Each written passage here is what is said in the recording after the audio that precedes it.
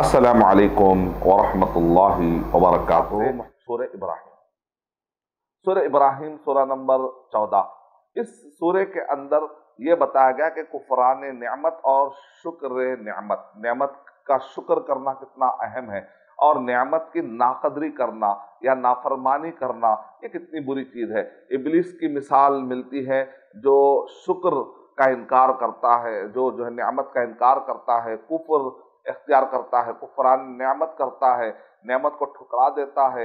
اور دوسری طرح ابراہیم علیہ السلام کی مثال ہے، انبیاء کرام کی مثال ہے، یہ شکران نعمت اور شکر نعمت کے اعلیٰ مثالیں ہیں۔ اور ابراہیم علیہ السلام کو چونکہ کفار قریش کافی مانتے تھے تو ایک سورت کا نام ہی مختص کر دیا گیا، ایک سورت مکمل ابراہیم علیہ السلام کے زندگی کو آشکارا کرتی ہے کہ اے کفار قریش، تم نام لیتے ہو، تم جو ہے ابراہیم علیہ السلام کے نام لیوا، لیکن تمہارے اندر شرک، تمہارے اندر بت پرستی۔ کیا ابراہیم علیہ السلام نے تم کو شرک سکھایا؟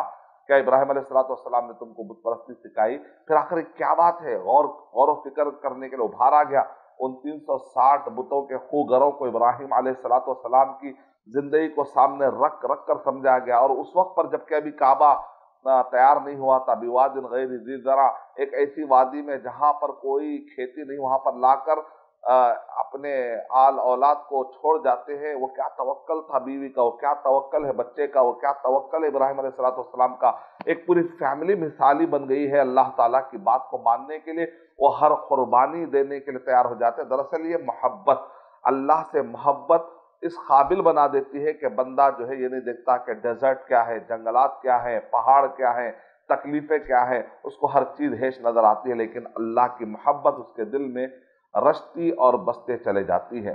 تو ابراہیم علیہ السلام کی زندگی سے اگر ہم کو سیکھنا ہے تو نعمت کا شکر ادا کرنا، یہ سب ہمیں سیکھنا چاہیے، اور ابلیس سے کے چالوں سے اپنے آپ کو بچانا چاہیے، کیونکہ ابلیس قیامت کے دن بھی ٹھہر کے کہہ دیا جائے گا فلما قضی الامر، جب وہ ٹھہر جائے گا تو کہے گا کہ بھائی تم نے میری اطاعت کیوں کی؟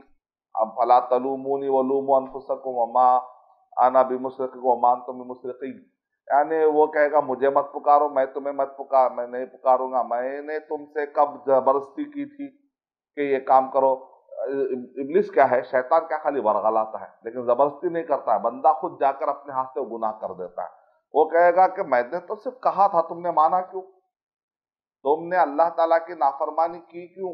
میرے راستے پر آئے کیوں؟ قیامت کے دن ٹھہر کر خطیب بن جائے گا، تقریر کرے گا، تو یعنی کہ تکلیف در تکلیف، پہلے تکلیف ہو رہی تھی اوپر سے، اب یہ جس کو تم فالو کر رہے وہ بھی ساتھ دینے والا ہے ہی نہیں۔ تو یہ سورہ ابراہیم کے اندر بہت پیارے انداز میں سمجھایا گیا، اور یہ سورہ رعد اور سورہ ابراہیم اس دور کی صورتیں جبکہ اٹیک بہت زیادہ بڑھ چکے تھے، اور محمد صلی اللہ علیہ وسلم پر بڑے تیزی کے ساتھ تیریں برسائی جا رہی تھی، آپ پر جو ہے اعتراضات کیے جا رہے تھے، اور اس وقت پر بہت زیادہ تکلیف کی شدت کا احساس ہو رہا تھا۔ تو سورہ رعد اور سورہ ابراہیم کے اندر سمجھاتے دھمکیوں کا بھی ایک پیرایا اس کے اندر آپ کو ملے گا۔ میں اللہ تعالیٰ سے دعا کرتا ہوں کہ اللہ سبحانہ و تعالیٰ ہمیں ان ساری صورتوں سے اسباق اور ہدایات لینے توفیق عطا فرمائے، آمین۔ وآخر دعوانا الحمدللہ رب العالمین۔ السلام علیکم ورحمۃ اللہ وبرکاتہ۔ اور مزید ویڈیوز کو دیکھنے کے لیے آپ ہمارے یوٹیوب چینل کو سبسکرائب کریں۔ فجزاکم اللہ خیرا۔